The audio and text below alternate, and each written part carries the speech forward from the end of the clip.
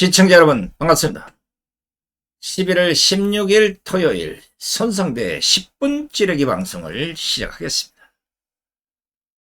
오늘 시간 10분 찌르기는 이 좌파들의 성에 대한 문제점을 좀 찔러 보도록 하겠습니다. 아무리 표현의 자유가 고삐가 풀렸다고 해도 국민의 눈높이가 있고 자라나는 아이들이 있고 세상에 악한 사람만 사는 것이 아니라 진짜 법 없이도 살 수 있는 선한 사람도 살고 있기 때문에 그 정도가 있는 것이 아니겠습니까?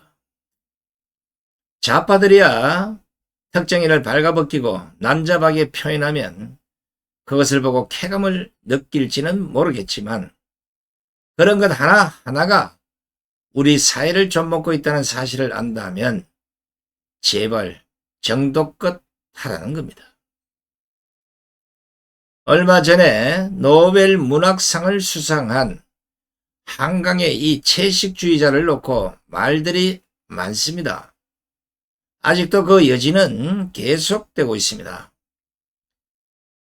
아무리 소설이라고 하지만 그 정도가 너무도 지나치다는 국민들과 그래도 아무리 지나치든지 말든지 노벨상을 받았으니까 학생들이 읽게 해야 한다.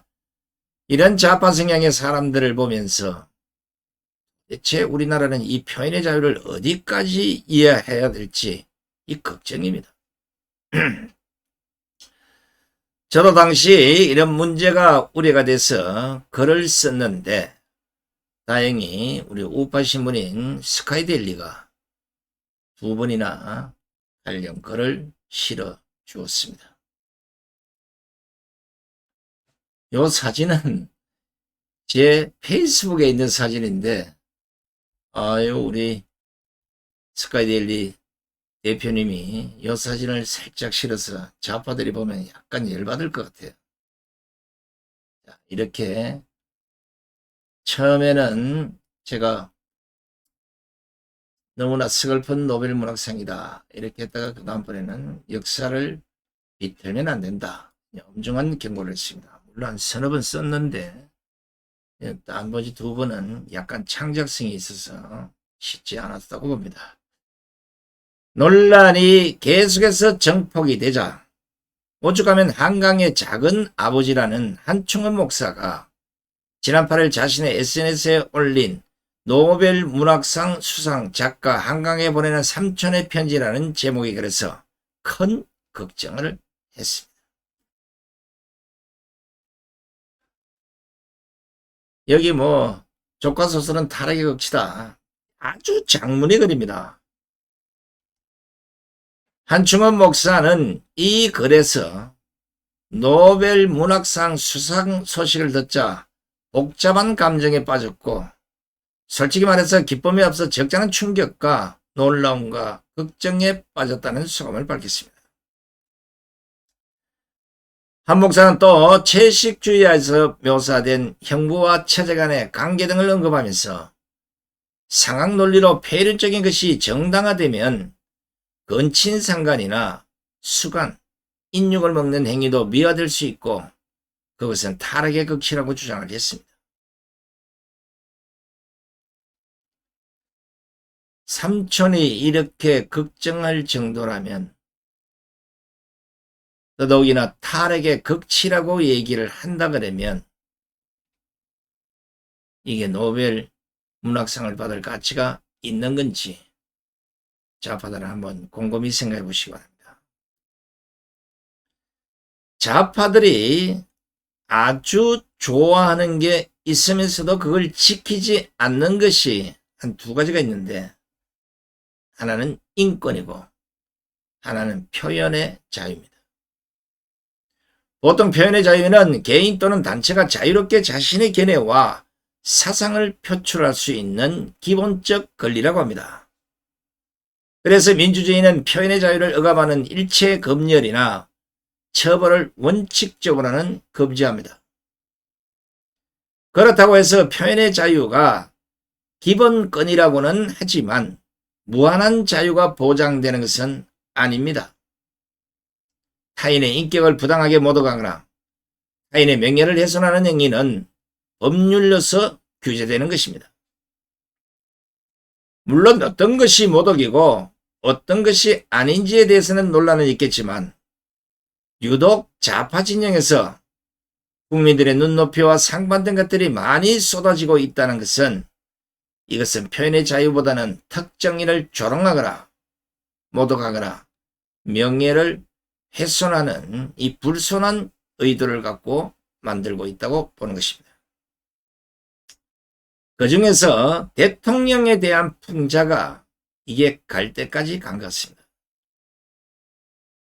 제3자가 봐도 얼굴이 뜨거울 정도인데 본인은 어떻겠습니까? 물론 대통령이라는 직분 때문에 모른 척하고 있을 거라고 봅니다. 그런데 심각한 것은 AI 발달과 컴퓨터 기술의 발달로 디지털 성범죄로 인한 피해가 계속 증가하고 있다는 것입니다. 특히나 딥페이크. 이 딥페이크는 인공지능을 기반으로 한 인간 이미지 합성물을 얘기합니다. 이 딥페이크 성착취물 등 디지털 성범죄로 인한 미성년 피해자가 지난 6년간 22배 넘게 급증하는 것으로 나타나고 있습니다. 한번 제가 자료를 보여드리겠습니다. 딥페이크 등 10대 디지털 성범죄 피해자 6년 만에 22배 급증.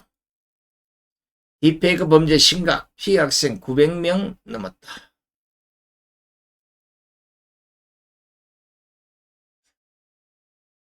자, 여성가족부에 따르면 10대 이하 디지털 성범죄 피해자가 2018년 111명에서 올해 9월 기준 이미 2467명으로 22.2% 늘어났다고 밝혔습니다.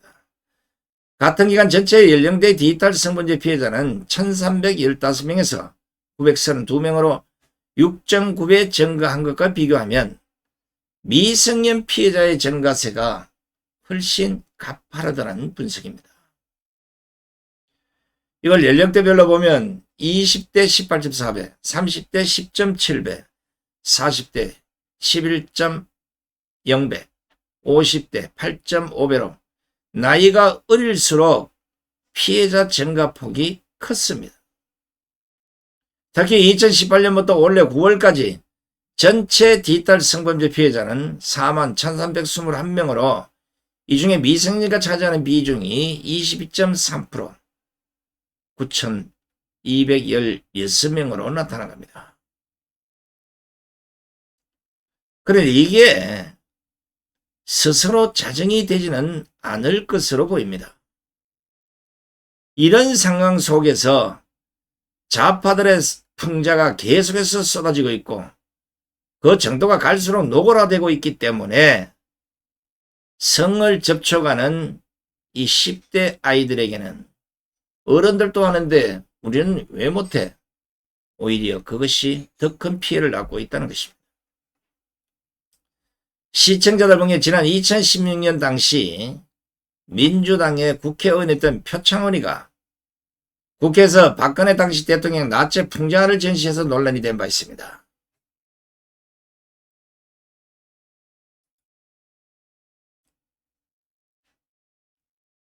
이거 어디로 갔나?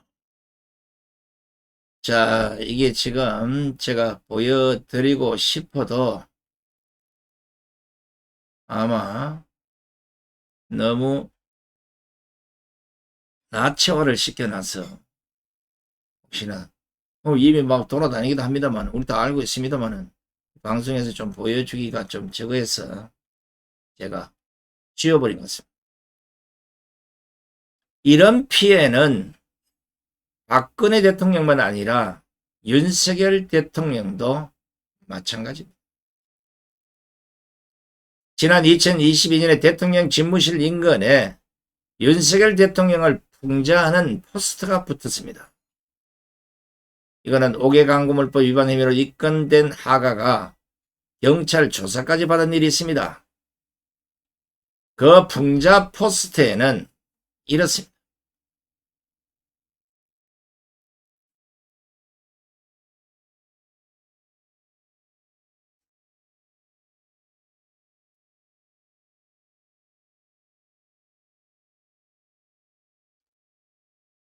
머리에 익성관을 쓰고 마스크를 착용한 윤석열 대통령이 골룡포 앞섭을 풀어헤친 그림과 또 옆에 보면 마음껏 낙서하세요. 곧 수고합니다. 제거하지 말아 주세요라는 문구가 담겨 있습니다. 윤 대통령의 신체 일부는 부인 김건희 여사의 얼굴로 가려져 있습니다.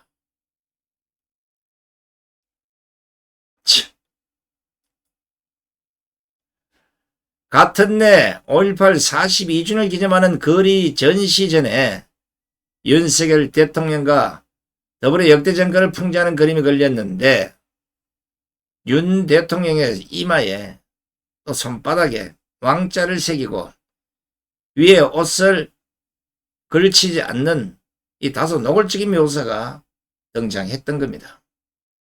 일명 윤적벌 그림이라 그러는데 하는 꼬라지들 보세요. 좀 더 자세히 보십시오. 어디까지 이해를 하고 어디까지 모른 척하고 있어야 되는지. 이 그림에서 윤석열 대통령을 연상케 하는 남성이 하의만 입은 채 쩍벌 자세로 앉아 있는데 이것도 표현의 자유다 뭐다 해서 유야무가 넘어갔습니다. 심지어는 윤석열 대통령 짜깁기 풍자를 한 영상 제작자가 검찰에 송치되는 일도 벌어졌습니다.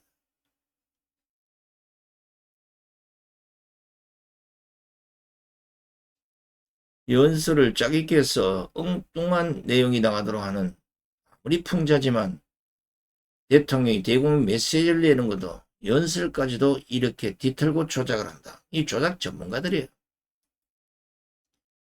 자, 우리 사회가 이 정도가 됐다면 이재명 방탄에만 국회가 빠져있을 거 아니라 정치권이 앞장서서 국민 눈높이를 넘어선 풍자들에 대해서는 관련법을 만들었으라도 어느 정도 제어는 해야 할 것 아닙니까?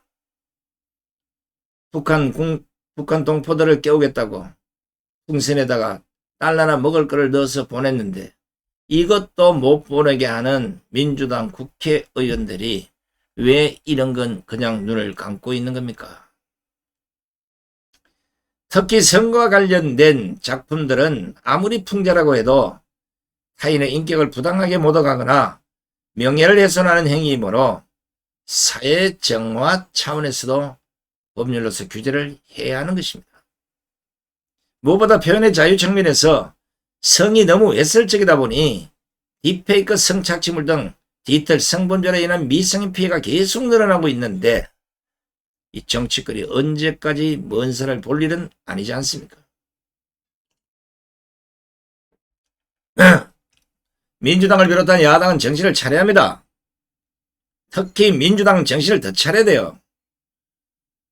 바로 그 당에서 발생한 성희롱, 성추행, 성폭행 사건들 때문에 나라가 발칵 뒤집어지기도 했는데 특히 안희정, 옹호돈, 감옥살이, 박원순 극단적 선택을 하지 않았습니까?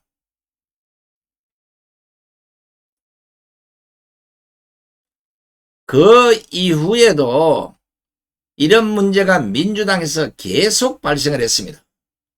근데 이거가 이제 언론에서 상세하게 계속해서 보도를 안 했기 때문이지 한번 여러분 보시기 바랍니다. 최강욱 성희롱 발언 당원 자격 6개월 정지. 검찰 보좌관 성추행 박한주 전 민주당 의원 징역 5년 구형. 국힘 경기도당이 민주당 오산에서 발생한 성범죄 사건 사과하라고 촉구합니다. 성동구의 민주당 출신 성폭행 혐의 의원 제명한 부결. 민주당 여당원 성폭행 시도한 전 비서관 징역 3년. 동료 성폭행 민주당 김은희 의원 전 보좌관 검찰 송치. 만치 성폭행 혐의 서울시 구의원 오늘 구속심사. 다 이게 민주당입니다. 제가 갖고 올라 그러면 수도 없어요. 이런 짓거리가 주변에서 계속 벌어지고 있는데도 불구하고 좌파들의 대통령에 대한 풍자가 너무도 임계치를 넘어서고 있는가 하는 생각이 듭니다. 그렇다면 반성 차원에서라도 너무 강한 풍자에 대해서는 제재하는 법을 만들어야 되는 게 정치인들이 해야 될 일이 아니겠습니까? 특히 선거 관련된 문제는 범죄라고 저는 보는 겁니다. 그것을 풍자라는 말로 얼버무려 타인의 명예를 훼손해서 되겠냐 이겁니다. 제발 민주당 정신을 좀 차리시고 성인지성, 즉 성차별과 성의 불평등을 인지하는 강범위한 능력을 좀 키우시기 바랍니다. 도대체 언제까지 이런 짓거리를 계속해서 하는지, 도대체 우리 사회의 끝이 어디까지 망가지려고 하는지 도대체가 이해가 안 됩니다. 그렇다고 유튜브에서 뭐 이걸 일일이 얘기해서 고쳐질 일은 아니지만 그래도 어떡하겠습니까? 손상대 TV에서라도 이런 걸 좀 찔러줘야 누군가는 어이쿠야 이게 잘못됐구나 해서 고치려 되지 않겠습니다. 그래서 앞으로 손상TV의 손상대 10분 찌르기는 정치만 아니라 우리 사회에 이렇게 대한민국을 망가뜨리고 대한민국을 좀먹는 이런 문제들도 하나하나씩 찔러가고자 합니다. 참 우리가 어떻게 보면 표현의 자유라고 할 수 있겠지만 이런 작당질을 하는 걸 보면서 이게 과연 표현의 자유인지, 이런 짓거리를 보면서 이것이 과연 표현의 자유로 보아줘야 되는지 도무지 이해가 안 되는 겁니다. 물론 우파도 똑같이 하면 되겠죠. 그러나 우리 사회에 악의 구렁텅이에 빠진 저 좌파들과는 달리 선의 산꼭대기에 서 있는 우파들이라도 우리 사회 쓰레기를 청소하는 데 앞장서야 되지 않겠습니까? 자, 좀 답답한 뉴스이기도 합니다만은 그래도 손상TV가 조금씩 찌르다 보면 아마 우리 사회는 한층 더 맑아지지 않을까 하는 생각입니다. 자, 방송을 모두 마치겠습니다. 함께해 주신 시청자 여러분 대단히 고맙습니다. 안녕히 계십시오.